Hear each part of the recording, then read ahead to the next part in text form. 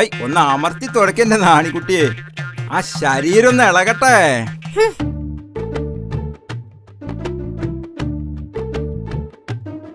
നാണിയോട് ഞാൻ പറഞ്ഞിട്ടുണ്ട്, പൂമൂത്ത ആണുങ്ങൾ ഇരിക്കുമ്പോ അവിടെ കയറി തുടക്കരുതെന്ന്.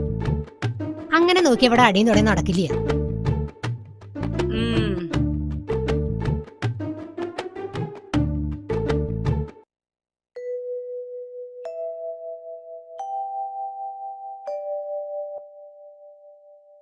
എന്താ ചാത്ത എത്തി നോക്കണേ?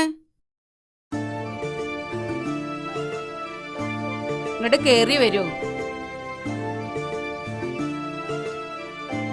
വേണ്ട വേണ്ട, അവിടെ നിന്നാ മതി. കോരഞ്ചക്കം പനിച്ചിറക്ക.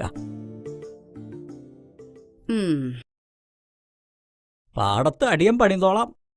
ഉവ്വേ 19 വയസ്സായ ആളാ, പണിയാൻ വന്നിരിക്കണു. വയസ്സൊന്നും തമ്പ്രാട്ടി നോക്കണ്ട, ആടിയനൊരു കുഴപ്പമില്ല. എന്നാ പാടത്തേക്ക് ചെല്ലുക.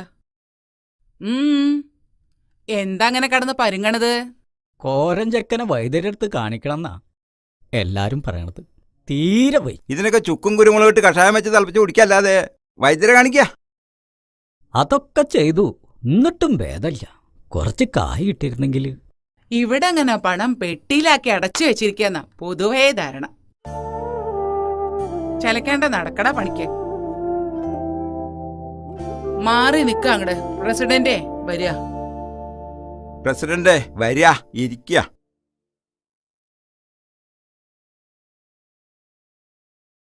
ഇരിക്കുക. ഇത്തിരി സംഭാരം എടുത്തോളൂ.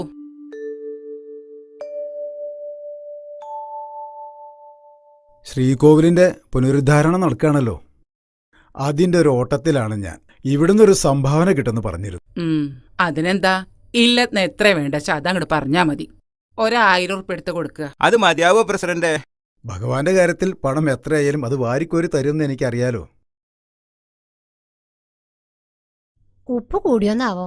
എന്നാ ഒരു 2000 ഉറുപ്പിക എടുത്ത് കൊടുക്കുക. ആയിക്കോട്ടെ.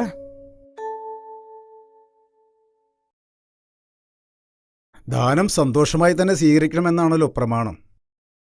എന്താ ഇവിടെ വായും പൊളിച്ച് നിൽക്കണോ? കോരഞ്ചക്കം പനിച്ചു കിടക്കുക. മനുഷ്യന്റെ കാര്യത്തിനേക്കാൾ കൂടുതൽ ദൈവത്തിന്റെ കാര്യത്തിലാണ് ഇവിടെ പ്രാധാന്യം. അല്ല മാഷയെ അമ്പലത്തിലേക്കൊന്നും കാണാനില്ലല്ലോ, തിരക്കാവുമല്ലേ? എനിക്ക് തിരക്ക് മനുഷ്യന്റെ കാര്യത്തിലാ.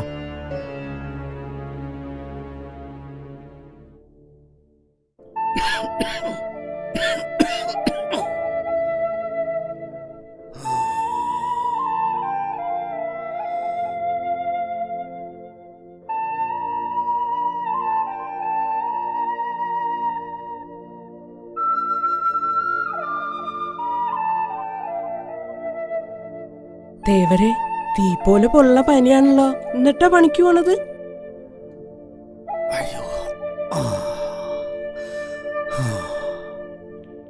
ചായ അടിച്ചോളി.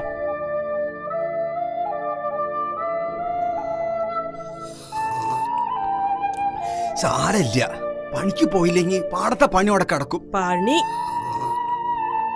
വയ്യാത്ത അപ്പനല്ലടി പണിക്ക് പോണ്. ഇജ്ജ് മിണ്ടാതൊരു ഭാഗത്ത് അവിടെ കടന്നോ. എനിക്കിപ്പോ 80 ആയിട്ടുള്ളൂ. ഇളിക്കൊന്നും വേണ്ട. എന്നോട് കൈക്കോട്ട് പണിയിൽ മുട്ടപ്പാടെ ഒരു ചെയർമാനായിട്ടില്ലടി.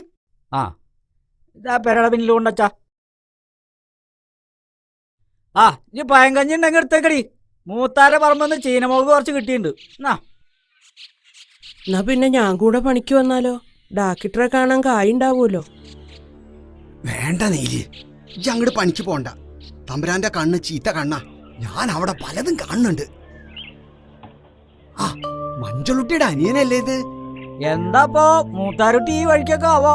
അമ്മാവ എന്നെ അങ്ങനെ വിളിക്കല്ലേ, എനിക്കൊരു പേരുണ്ട്, രാമൻകുട്ടി. ഇത് മാഷ് തന്നയച്ചതാ. നമുക്ക് എത്രയും പെട്ടെന്ന് കോരൻ ചേട്ടനെ ആസ്പത്രിയിൽ എത്തിക്കണം.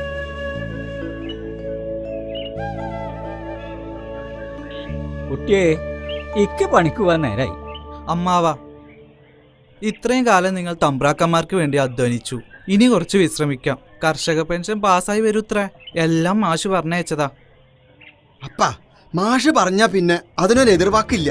നിങ്ങൾ ഇനി പണിക്ക് പോണ്ട.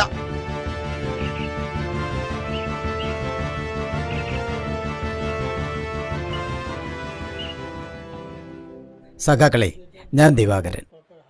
മാഷ് എന്നെ ഏൽപ്പിച്ചിരിക്കുകയാണ് എല്ലാ കാര്യങ്ങളും. പാർട്ടിയുടെ തീരുമാനപ്രകാരമാണ് ഞാനിവിടെ എത്തിയിരിക്കുന്നത്. ഇനി നിങ്ങളുടെ എല്ലാ പ്രവർത്തനങ്ങൾക്കും ഞാൻ നിങ്ങളുടെ കൂടെ ഉണ്ടാവും. കോളനിയിൽ ഒരാഴ്ചയായി പട്ടിണിയിലാ പലരും. കൂലി പോരാന്ന് പറഞ്ഞപ്പോ പണി നിർത്തിക്കൊള്ളാനാ തമ്പുരാൻ പറഞ്ഞത്. ഇങ്ങനെ പോയാൽ നമ്മൾ വിളിച്ച പലരും വരാണ്ടാവും. കുറഞ്ഞ കൂലിക്ക് പണിയെടുക്കാൻ കോളനി ആൾക്കാരുണ്ട്. പഠിച്ചത് മതി, അച്ഛൻ പണിക്ക് പോയി തുടങ്ങാനാ പറഞ്ഞത്. അച്ഛൻ വയ്യാണ്ട കടപ്പില. ബാലകൃഷ്ണ, പഠിക്കണ കാലത്ത് പഠിക്കണം. നിനക്ക് എന്ത് സഹായത്തിനും ഞങ്ങളുണ്ടാ കൂടെ. അതെ, കാര്യങ്ങളെല്ലാം മാഷ് എന്നോട് പറഞ്ഞിട്ടുണ്ട്. പണിയെടുത്ത അധ്വാനത്തിന് ന്യായമായ കൂലി നമുക്ക് വേണം. പിന്നെ കോളനിയിലെ എല്ലാ കുട്ടികളും സ്കൂളിൽ പോകണം. ഇവരുമായി കൂട്ടുകൂട്ടരുന്ന വീട്ടിൽ നിന്ന് പറയാറില്ലേ? കോളനിയിൽ നിന്ന് പലരും രഹസ്യമായി വീട്ടിൽ നിന്ന് പോവാറുണ്ട്. ഇത് ഗോപി. ചുരുക്കി പറഞ്ഞ നമ്മുടെ എതിരാളി കാര്യസ്ഥന്റെ മോനാ. ഇപ്പം നമ്മുടെ കൂടെ. നല്ലത്.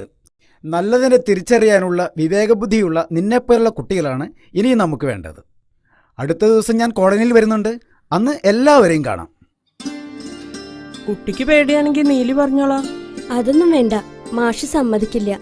ഞങ്ങൾ തമ്മിൽ വയസ്സിന്റെ കാര്യത്തിൽ ഒരുപാട് ഡിഫറൻസ് ഉണ്ട്. അതെന്താ? നീൽ ചേച്ചി എന്നേക്കാൾ ഒരുപാട് പ്രായം കൂടുതലാണ്. മാഷ്ക്ക് കുട്ടിയെ ഇഷ്ടാണെന്ന് എന്റെ ഭർത്താവിനോട് പറയണത് ഞാൻ കേട്ടിരിക്കണ്. അങ്ങനെയാണെങ്കിൽ എനിക്കൊരാഗ്രഹം കൂടി ഉണ്ട്. എന്താ? ഏതെങ്കിലും ഒരു ഭഗവതിയുടെ മുന്നിൽ വെച്ചായിരിക്കണം എന്റെ കഴുത്തിൽ മാലയിടുന്നത്. അത് നടന്നു തന്നെ.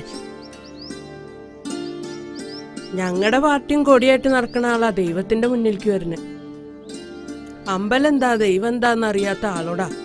വേണ്ട, എന്നാ പിന്നെ എനിക്കും വാശിയാ.